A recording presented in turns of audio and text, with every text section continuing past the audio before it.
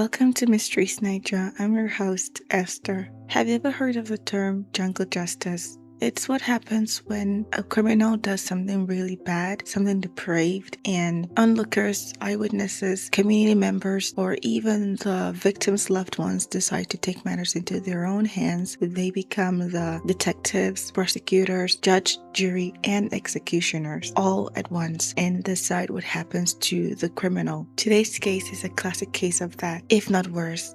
A young university student spent the night with some of his friends. The next day, he was accused of stealing from them because apparently he's the only person who wasn't part of the inner circle. He was the only guest when the item was stolen. So it must be him. He was tortured for a whole day by his fellow students and people he considered friends. He was put into stressed positions. He was hurt, humiliated the entire day as some of them tortured him and others just stood by, watched and laughed until he lost his life. The minute he lost his life, they went into self-preservation mode. We need to come up with an excuse, come up with a way to protect ourselves and hide this hideous thing we did. So we're going to tell the world he was in a nasty accident because that is the only way to explain the nature of injuries he has on his body. Accident.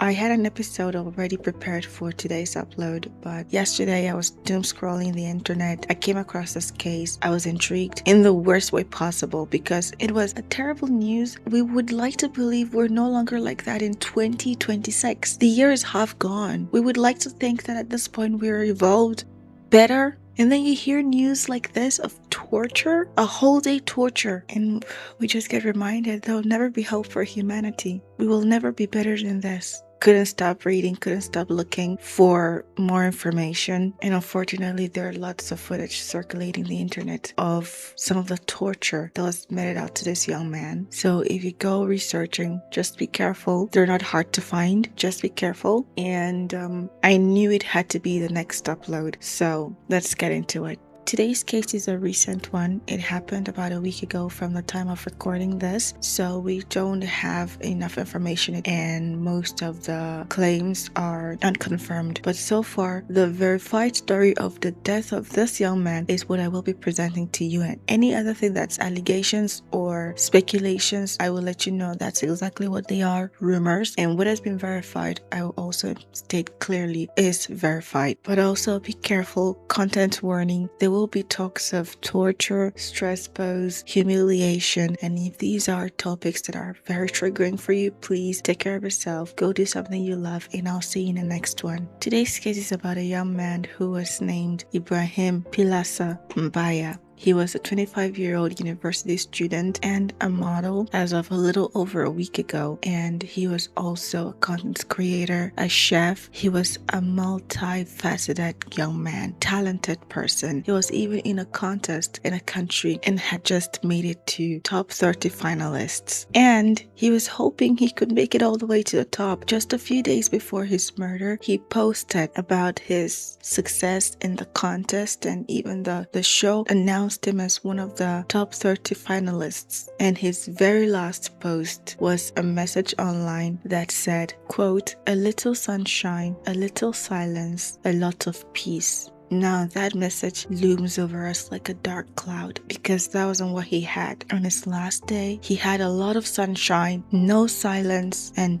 definitely no peace, unfortunately. Ibrahim Pilasar Mbaya was popularly known as IB by his friends, his online persona, as in his initials, Ibrahim, IB, but he spelled it as IBEE. He was a 25-year-old university student, like I mentioned, University of Jos. His day was always full of different endeavors, different tasks, like go to school, go for maybe modeling if he has a gig, record, edit, upload some content, make some food, which is also content since he's a chef, do some baking, and just fill his day with lots of creative work. He looked so contemporary. Majority of Africans are akin to cutting their hair, especially the men. They cut their hair or they have dreads. He had weaves, cornrows, He had this native look to him that's akin to people from his origin, the Northerners. He was very good looking, hence why he was a model and was succeeding at it. And creatives, they reflect their creativity, their mindsets, their beliefs in their style, their sense of fashion, which was exactly what he did. He loved to dress in what some would call avant-garde fashion, which is not something common back in Nigeria, especially in the north. He would like to wear tight-fitted shirts, leather pants, leather baggy pants, especially creative clothing that are made of uncommon materials. He'd like to make all these cultural hairstyles that even as a woman myself, when I saw the hairstyle, I'm like,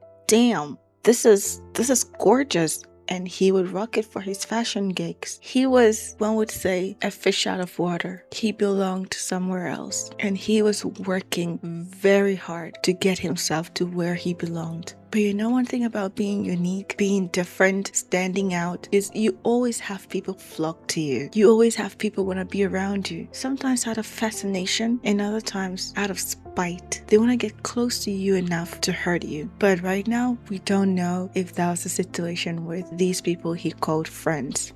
On the evening of July 25th, 2026, Ibrahim went on this little gathering, kind of a party, and some of his friends were there, other students were there. He was there to, just blow some steam, have some fun, but the party lasted a little too long. By the time he was ready to leave, it was like 1 a.m. the next morning. He couldn't make it home to his residence in Rayfield. So his friend that was there at the party with him said to him, "You could come back to my residence, It's an off-campus housing, but mostly students, if not only students, live there. So you can come. I don't have an issue with you spending the night in my room." Ibrahim said, "Sure, thank you." Probably because the friend's hostel was closer to wherever they were at partying than Ibrahim's home, so he said sure. They went back to the residence together. By the time they got there, it was around, I think, 2 a.m. is what they said. They got to the place. The friend said he plugged his phone to charge. He got into bed to sleep. Ibrahim also plugged his power bank to charge, and before getting some sleep, he had a phone call, so he stepped outside to answer the phone call. He could hear Ibrahim's voice from outside. The friend was still in bed and he was tired because they were out partying. He dozed off, then woke up 2 hours later by 4 a.m. Says Ibrahim wasn't in the room. He looked around, couldn't see him, looked to the direction his phone was charging. His phone wasn't there. Ibrahim's power bank that was also charging wasn't there. So he's thinking, oh,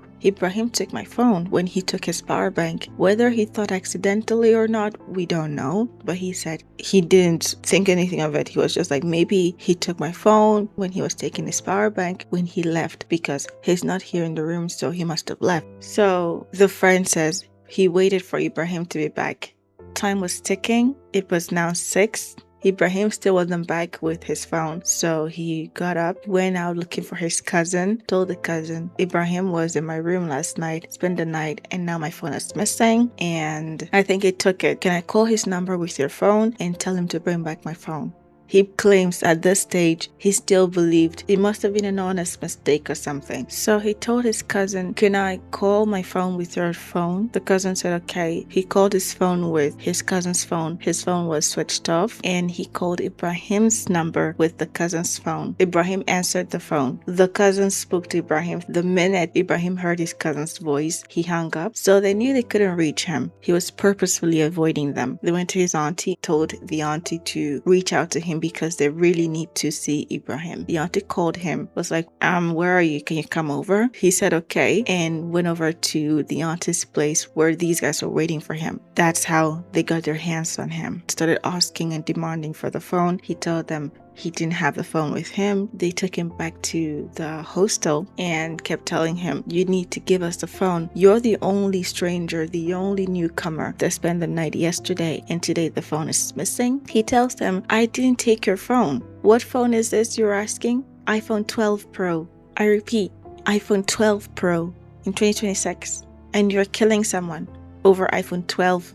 Anyways, he kept telling them, I don't have the phone. I'm not going to say I have the phone when I don't. The cousin, the friend's cousin, slapped Ibrahim twice He said so himself that he was the first to put his hands on Ibrahim. He slapped Ibrahim twice. They started to push him around, kick him around, start beating him. All the other students are out there watching. If you listen to the audio, you'll hear female voices in the background laughing. There's no rumor of the girls torturing him as well. But the fact that you can stand there, watch, and find it to be amusing is a problem. They started to beat him up, beat him around, drench him in water, make him roll on the ground, lay on the ground, all sorts of punishment. Beating him up, his face is all swollen, and they told him, tell us where you left the phone. Tell us where you put the phone. They tortured him to the level that eventually he agreed, yes, I took the phone. And it always breaks my heart when someone is tortured into a fake confession, because it's a desperate attempt to make it all stop. Okay, you want to hear me say this? I'm just going to say it. Let it stop. So they asked him, where did you put the phone? Since you finally agreed you took it. He said he buried it under one tree, like we're in the 90s. Because of course, he didn't take the phone. He didn't even know where to tell them he put it that would make sense. He buried it under a tree. They took him to the tree, looked all over for it. No phone. They dragged him back to the hostel. Now you're wasting our time. Where is the phone? The friend claims at that point, Ibrahim offered him 100,000. I was like, I have 100,000 right now. Can I give it to you? I'll give you more money later to replace your phone. And he told Ibrahim, no, 100,000 is nothing. It contributes nothing compared to my phone. Keep it. 100,000 won't replace my phone. So I don't want your money. But Ibrahim insisted, please take the 100 and I'll pay you more money to replace your phone. When the beating and the torture, the humiliation wasn't doing it enough for them anymore, they decided, let's chop his hair off. Remember when I said earlier that most African men have their hair cut, or some have dreads, but to have braids, long hair, cornrows, styled hair, it's uncommon. He had cornrows, and immediately they thought, snip it, chop it off. So they took scissors and they literally just messily cut his hair off. Not all of it. They cut and they messily cut his hair. Just chop, chop, chop, spotty. And that wasn't enough. I don't know whose bright idea it was. One of the viral videos we see online right now is of him squatting on the ground outside with two buckets in front of him. One bucket is filled with water. The other bucket is empty. He's squatting in front of both buckets and he has a spoon in his hand. And he is told to scoop the water from the full bucket to the empty bucket, all of it with just a spoon. And he shouldn't spill a single drop of water. And there's someone off camera with a wooden plank that's probing him with the plank. Of course, they're probing him. You're hurting him. His hands would get shaky. He'd spill the water, which is more reason to punish him more because he's spilling the water. I go pack everything. I know one thing. 4 phones there on the me no pour for ground though. For the thief. It be like this year every thief does reach 99 days. Oh man.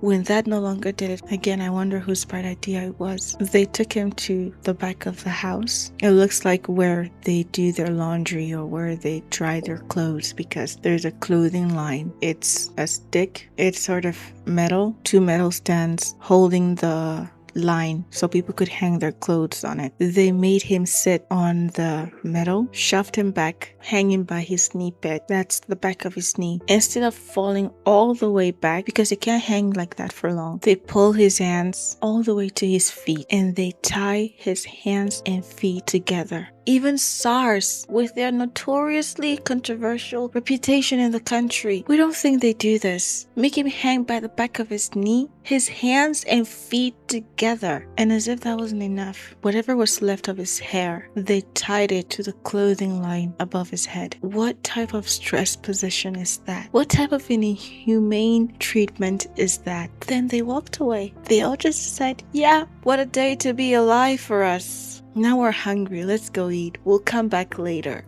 They left him in that stressed position for a very long time. Both the punishers, both the witnesses, everyone just dispersed, went about their day. Evening came around and someone eventually thought, let's go check on him. And when they did, he wasn't moving. He wasn't moving at all. They tried to check for a pulse. Nothing. They panicked. They started to think. They brought him down from the stress position. One of them called a nurse. I don't know if it was really a nurse. I don't know. But they brought someone with some sort of medical knowledge. She took one look at him, told them, I can't help him. This young man's already dead. And now they're full on panicked. What do we do? What do we do? Putting their rotten heads together, they came up with the idea of making it seem like he was in a car accident. How else can we explain the level of bruises, the swellness on every part of his body? He was in a car accident. We need to take him to the hospital. This nurse probably doesn't know what she's talking about. He's definitely not dead. We need to take him to the hospital for help. The hospital will be able to help him because we can't be murderers. We're not murderers. We need him to be alive, but we're going to tell the doctors he was in a car accident. So the same cousin, the first to slap him, the first to hit him, took him to the hospital all by himself and told his brilliant lie. One they all agreed was nothing short of genius. He told them he was in a car accident. The doctors took one look at him. They confirmed he is indeed dead. But this is no work of an accident. Only God knows what this young man's been through. So they called the police. We have a victim here and we think something really bad happened. The police came, took one look at him. Who brought him here? Lots of eyewitnesses, lots of people. Where to start? Is it the auntie who called Ibrahim for them and they walked away together? Or the other students in the hostel? So 3 people were arrested. The cousin, the so-called friend, and the friend's brother. So basically 3 family members. If you watch the video, any of the videos circulating, you will hear more than 3 voices. Like I said, including female voice. So left to me, I'd say just clear out everyone that was home that day when this incident happened and didn't call the police. Because as long as you're home, you won't say you didn't hear anything. These guys were loud. They were rowdy. You can't say you were home and had no idea what happened. And the fact you saw that happening and did nothing, go sit in jail. Did they ever find the phone?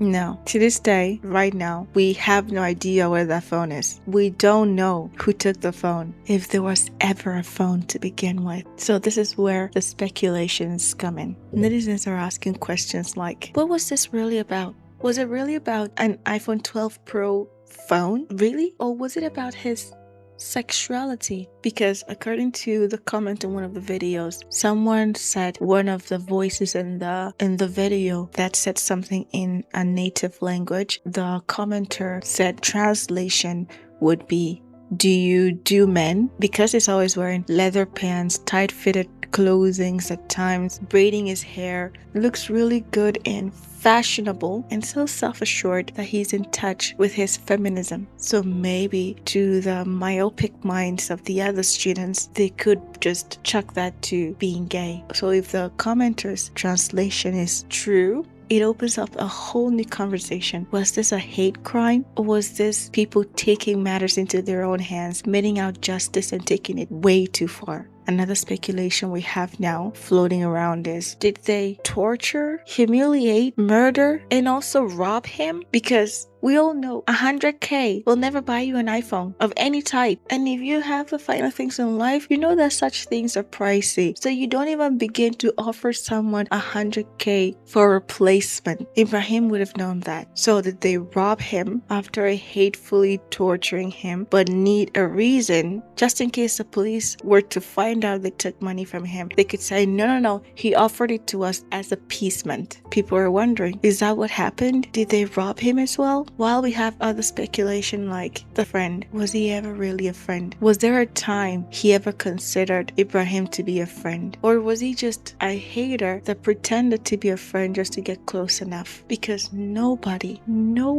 would ever do this under any circumstances or watch people do this to their friend. Even if it's your brother or your cousin, you would never let them do this. And others think, what if this was a trap from the onset? What if it was a compilation of all of it? They think he's gay. They hate him for being fashionable, being unique, being different. They pretended to be friends, lied about a phone, just to concoct this perfect reason in their minds why they should beat him up. But when they started to beat him up, they couldn't stop. Their true selves came out and they took it too far. And that's what most people believe. It was never really about a phone. They still haven't found the phone, and they claim the only other person that could have had the opportunity to take the phone phone was Ibrahim. If you're tortured to that level, come on, it's a phone. There's no phone on earth that would make anyone want to die, would make anyone choose to die. He would have given it back. So the fact that he endured until he died means he didn't take the phone. So if Ibrahim was the only person with the opportunity to take the phone and it wasn't him, and the phone still hasn't been found, it begs the question, was there really ever a phone? Ibrahim was known to be from Kano State, but to live in Plateau State to study. He was supposed to come back home after his study, ready to face the world. But instead, he was returned to his family with no breath in him to be buried. He was only 25 years old. He had dreams, ambition, and a future he was building. He did anything and everything he could to make his dreams come true. And for that, I hope the perpetrators brought in prison. One of them was 25 years old. The so-called friend was 25 years old, just like Ibrahim, but stood by and watched this happen to someone else's age. His cousin was, I think, 30. The brother was like 28 or 27. They're all old enough, and I hope they pay the price, full price, for their actions. Right now, we have no idea what's going to happen, but we do know that the Plateau State Police Command are investigating this case. The 3 musketeers that I mentioned are currently in custody, and we hope this matter is investigated thoroughly and the suspects are punished. There will most likely be an update episode to this, and we have new information from the authorities, and perhaps they're being charged to court, and we have further understanding of what happened that day. But what we know for a fact is Ibrahim was accused of theft, and he deserved and had the right to investigation, but instead all he was given was jungle justice. This is where we'll leave it today. Please do let me know what you think of the case. I'd like to know your thoughts and opinion. Do you think if you were to be another student that has completely nothing to do with this, would you do something? Would you say something? Or would you just stand by, watch, and laugh? Do let me know what case you'd like for me to talk about next time. Please stay safe. Honestly, stay safe. We all want to be unique. We all want to be special, because that's the only way you make it in this world. But that's also one way to get yourself hurt. That's one way to make yourself enemies, even when you're nothing but nice to them. Be careful who you trust. Live and let live. And if you're evil like these guys, die and let live. I'll see you in the next one. Bye.